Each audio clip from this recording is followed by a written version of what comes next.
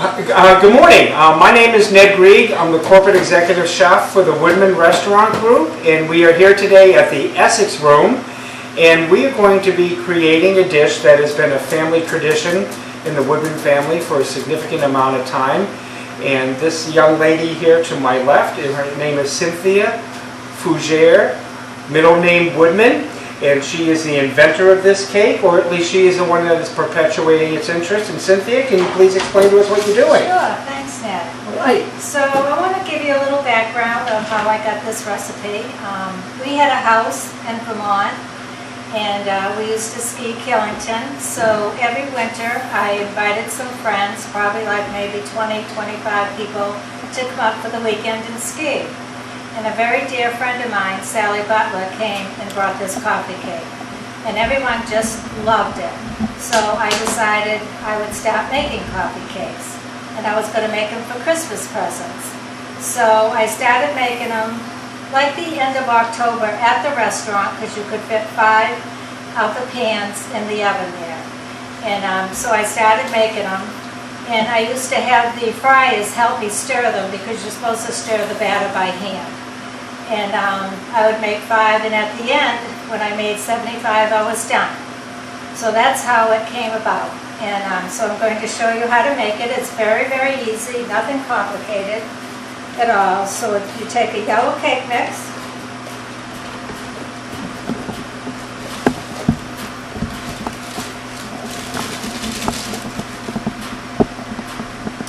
and a package of vanilla instant pudding. Make sure you use instant pudding.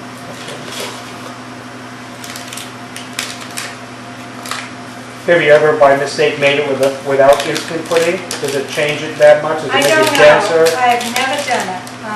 If I bought it by mistake, I don't use it, because I don't know how it would come out. Oh, well, I really the ones I've been making for you are not instant pudding. but, they're but they not? turned out pretty good. Maybe that's why it gets too golden brown on you. Oh, okay.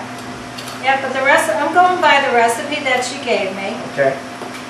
And then we do 4 eggs. It's kind of how you'd make a cake anyway. Look at this wonderful technique with the one hand job with the eggs here. Oh, I'm not doing that. I can't do that little thing that you do. I still can't do 2 eggs in one hand. Just doesn't happen. You want to do one? No, it's all right. You go right ahead. And I've been using this scoop. I think I got this scoop. I think it's an ice cream scoop. I think I got it as a wedding present with a bunch of other stuff. But this is my favorite spoon. I use it for everything. Okay, so right now you have 1 box of yellow cake mix. Yep. Does it matter if it's Duncan Hines, Betty Nothing. Crocker? Whatever is on sale, I buy. Do you like the super moist, or do you just like the regular? Anything, I don't really care. Okay. I don't think you can, you can't screw this up. Okay. So you just have the cake mix, the pudding, Yep. and the 4 eggs in there right now. Yep. And now I'm going to add 8 ounces of sour cream. But Notice the Just perfect measuring techniques going on just here. remember, Oh, that's how I make pancakes for my boys. yeah, I'm not a, Okay.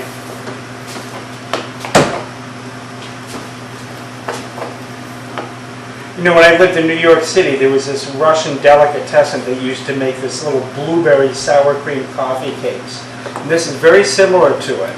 yeah. But they had all the nuts, but they used to do it in a great big like roasting pan, and you buy it by the pound when you bought it. Okay. But this reminds me of the same kind of So taste. this is 1/4 cup of oil Yep.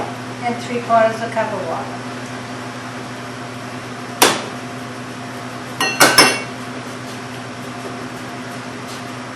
So do you try to get all the lumps out, or is it okay if there's a little bit? It's really okay if there's a few Okay. in there, because they do dissolve. Yep. But I'm not used to this this bowl here, so I'm making a little mess. That's okay.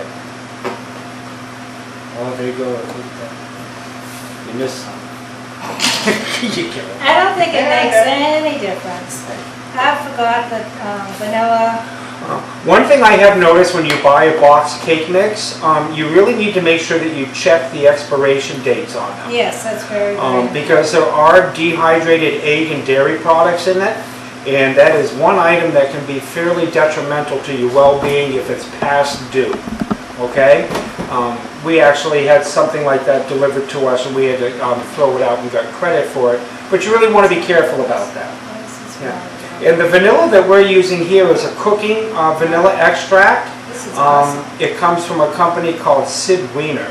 I have noticed that at Shaw's Supermarket down in Ipswich, they carry Sid Wiener products, and one of them is this vanilla, and it's really great for making cookies and cakes because it's not as liquidy. Yeah. So Right, that's a teaspoon of vanilla. While she's mixing that up, I'm going to prepare the pan. Yeah. Okay? Bun pan. Cynthia goes through one a year and buys another one every year. But I find if you put as much stuff on it as she does, it works out really well. I'm starting off with some traditional baking spray, and we're going to spray it fairly heavily all the way around. So you don't want to see the silver. I use a lot more than you think you would. But boy, you know what, once you get this far, you certainly don't want the cake to be stuck and then be eating something that's just, you know, one great big mush on the bottom. So I sprayed it pretty heavily here, okay, just so you can see what it looks like. And then Cynthia tells me to dust it with Wonder Flour. When I do it, I pour some on the bottom, like this. And then I roll it. And just tap it lightly as you go around, so you can get the whole thing really good.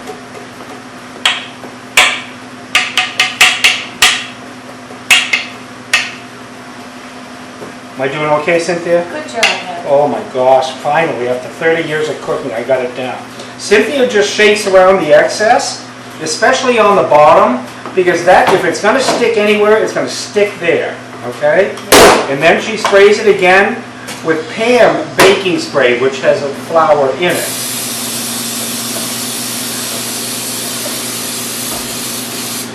And then you do it again, right? With another layer of this? Wonder Flour again, yeah. Okay. But it just depends on your pan. Yeah. But sometimes it just sticks a little. Yeah, the first time you do it at home, and if you've never made it before, I would suggest that you definitely put as much coating on as possible, just to make sure it doesn't, you want it to come out. The longer it sets, the easier it comes out. Okay, there you go, Cynthia. Show us what you're going to do next. So now we're going to make layers.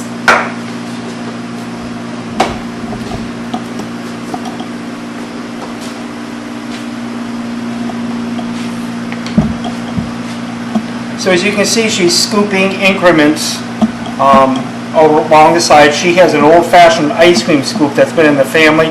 I'm sure that's what makes the cake taste so good. Yeah. When I do it, and I'm making 6 at a time here, I use an ice cream scoop to do it here.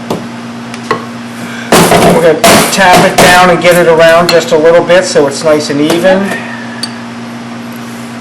or more even. And then we're going to do the cinnamon and sugar. Yeah. When I make mine, I make it like in a big pan, so I think, Ned, what did you figure out how much we needed for the cinnamon and sugar? I believe your original recipe was 12 ounces of nuts and 12 ounces of sugar, and the cinnamon, I can't recall off the top of my head. Well, I always do cinnamon for color. But we do have the recipe that will be attached to this video for you, for those who don't have it, and so you can put it into your holiday plans. Okay, so there's one layer down, now she's going to put another layer on top.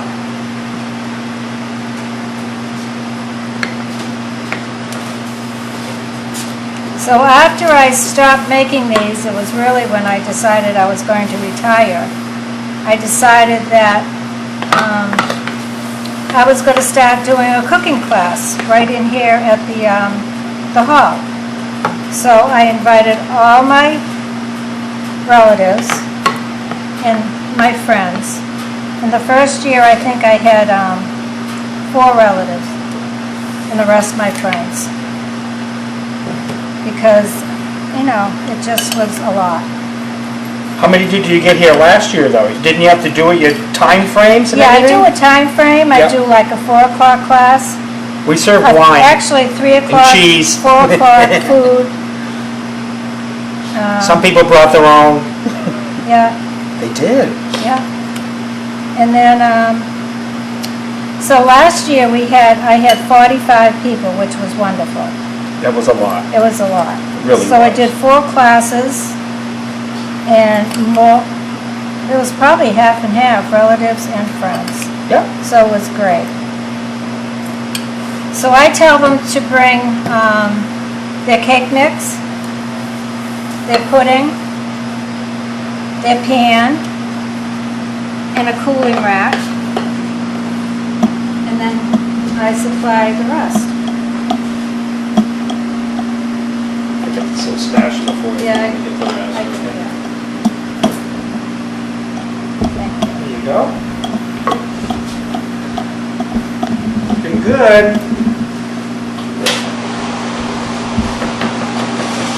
So like I said, you bake it at 325 for approximately 45 minutes. Just when it comes out, the tape it. Make sure it comes out clean. If you have a convection oven, like what we do here, I drop the temperature 25 degrees. That's pretty much standard rule of thumb if you're cooking at 325. In a conventional oven, you drop the temperature 25 degrees when you have a convection blowing hot air around. And that seems to work out pretty good. It But does. I will continuously check it 10 minutes before, so we're at 35 minutes, and then I check it at 45 minutes. And you just, the regular way that you check the cake, you just take a little bamboo skewer or metal skewer and stick it in. And if it comes out wet, it is not done. If it comes out with nothing else clinging to it, you're good to go. Okay, this is ready to go in the oven now. Okay. Alrighty, so this is what it looks like before it goes in the oven.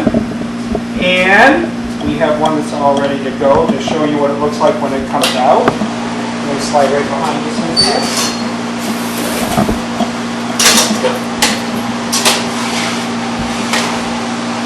This is what it looks like when it's done. I cannot flip this one right now because it would just fall apart if I flipped it out. That's going to cool down for 45 minutes on that little tray right there. I just set a timer just to keep myself going. But I do have another one that's ready to go. And Cynthia's going to show you how she flips this out.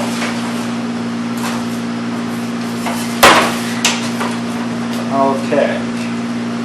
That one has been sitting for approximately an hour plus. And what I do also, if I have the time, I will actually take the cakes and shock them in the freezer. It shrinks up the metal on the outside and it prevents it from sticking. It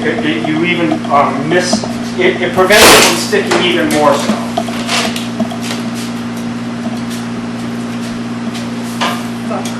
Oh, you stuck? That's okay. Come on, Julia. Voila. Alright. Here, I'm going to pick it up easy if you can just push that rack underneath a little bit. Okay. So that looks pretty darn good. That's about as perfect as it'll come out. You can see the sticky spots where the caramelized sugar and the nuts hit the outside edge of the pan. If you did not spray it appropriately and sufficiently enough, this would absolutely rip your cake apart. So, but even if you spray it and do all the things that Cynthia showed you how to do here, even if it does ooze itself out, it will come out just like that. Yeah. So once it cools down like this, enough to be able to handle it, how long do you let it sit again? Another 45 minutes? 45 minutes. Then we need heavy foil. Okay, and then it gets wrapped in heavy foil, but in order to get it off, if you don't want to touch it, you think it's going to break up, just grab a couple spatulas, okay, to lift it off. So this is how you lift it. You want to show us how you would wrap one of these? Sure. I'm going to go grab you a piece of aluminum foil so you can do that, okay? I wrap it like a present. Yeah, she makes it look real pretty. It does. So when I used to make them, I'd keep them out for a day or two and then put them in the freezer because you have to freeze them. And then take them out like a day before, and then if I'm going to give them to gifts, I'll show you how I wrap them. And then actually my husband used to deliver them for me. But I just thought it was nice Christmas. I'm going to slide right in front here. Okay. You can tell I'm left-handed as well. I don't know if I can do that. I just flip it over. Careful, just flip it over. Yeah, if it doesn't come out right, that's the one I give to Norman. Okay. Well, Norman got like 6 of them last year, didn't he? Here we go. And what do you do with these? You throw them on top? Yeah, you can. Yeah, because Waste. because once you refrigerate it, it'll just suck that flavor up. Oh, that's the best part. Okay. But you are supposed to wait 3 days. You do serve it cold.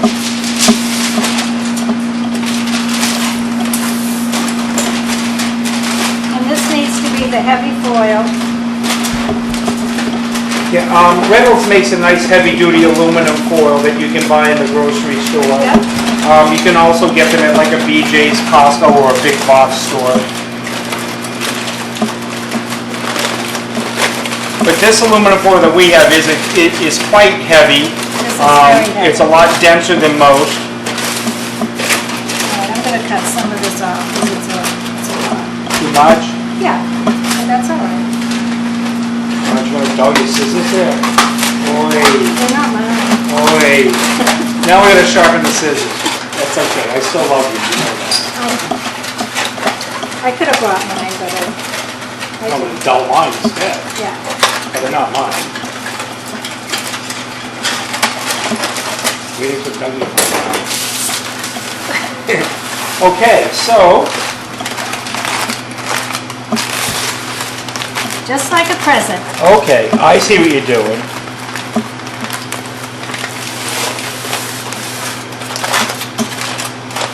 Probably got too much on that side too, right? Yeah, this was a little knew bit, it. but I that's knew it. okay.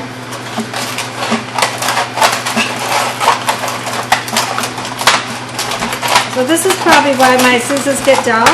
Yeah. Can you imagine making 75 of these? You're just wild and crazy in the kitchen. I used to make a lot of things at Christmas. I Yeah. used to make the kissing balls out of boxwood Yeah, those are and the nice. trees. And then I used to do that thing where you took the oranges with the cinnamon, Yep. but not the cinnamon, the Cloves. cloves. Cloves, sure. and do those for like the kids, for the teachers or something, and with a little gift. All That's right. the present. Well, there you go. That looks fantastic. Well, thank you very much, Cynthia, for You're sharing the welcome. family recipe with us. Thank It's, you for having me. I know my boys love it, if they can get to it before my wife does, or my mother-in-law. My mother-in-law is a cookbook writer and a chef also, and she just can't wait to have this every time we have Christmas. Well, thank you very much for coming today, and enjoy your holidays.